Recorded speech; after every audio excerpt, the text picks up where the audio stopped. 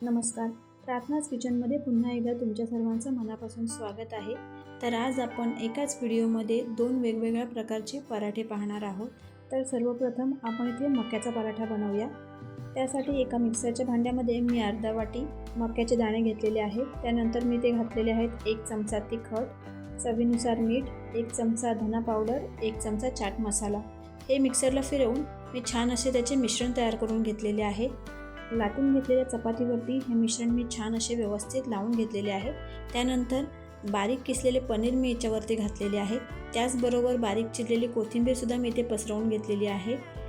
तयार केलेल्या चपातीला मी इथे कट लावून घेतलेले आहेत. हे व्हिडिओत दाखवल्याप्रमाणे कट लावलेल्या चपातीचा मी इथे छान असा रोल तयार करून घेतलेला आहे.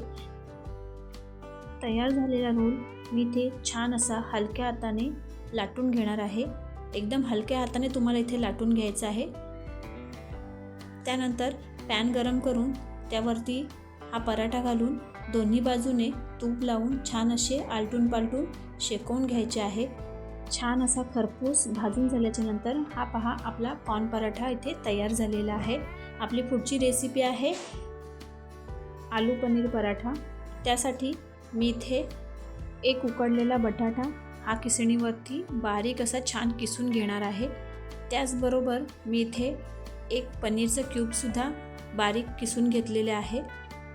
त्यानंतर मी याच्यामध्ये घातलेला आहे 1 चमचा तिखट, पाव चमचा हळद, 1 चमचा गरम मसाला, 1 चमचा धना पावडर, चवीनुसार मीठ आणि बारीक चिरलेली कोथिंबीर. हे मिश्रण आपल्याला इथे छान असे मिक्स करून घ्यायचे आहे. मिक्स करून झाल्याच्या नंतर आपण इथे अर्धा बारीक चिरलेला कांदासुद्धा घालणार आहोत. तोही आपण इथे छान असा मिक्स करून घेणार आहोत. मिठामुळे कांद्याला पाणी सुटते, त्यामुळे आपण कांदा हा मागवून घातलेला आहे. आता आपण इथे एक चपाती लाटून घेतलेली आहे. त्यावरती आपण अर्धा चमचा तूप घातलेले आहे. त्याचबरोबर पाव चमचा तिखट आणि पाव चमचा धना पावडर घालून हे तुपामध्ये छान मिक्स करून चपातीभर आपण हे तयार केलेला मसाला आपण लावून घेणार आहोत. मसाला लावून झाल्याच्या नंतर तयार केलेल्या मिश्रणापैकी 2 चमचे मिश्रण आपण याच्या मध्यभागी घालून याला छान असं पसरवून घेणार आहोत. त्रिकोणी शेपमध्ये आपण या पराठ्याला फोल्ड करून घेणार आहोत. त्यानंतर थोडीशी कलंजी आणि थोडीफार बारीक चिरलेली कोथिंबीर घालून आपण हा पराठा इथे छान असा हलक्या हाताने लाटून घेणार आहोत. अशा प्रकारचे हेल्दी पराठे तुम्ही मुलांच्या टिफिनमध्ये किंवा संध्याकाळच्या नाश्त्यासाठी तयार करू शकता, जेणेकरून सर्वजण आवडीने खातील.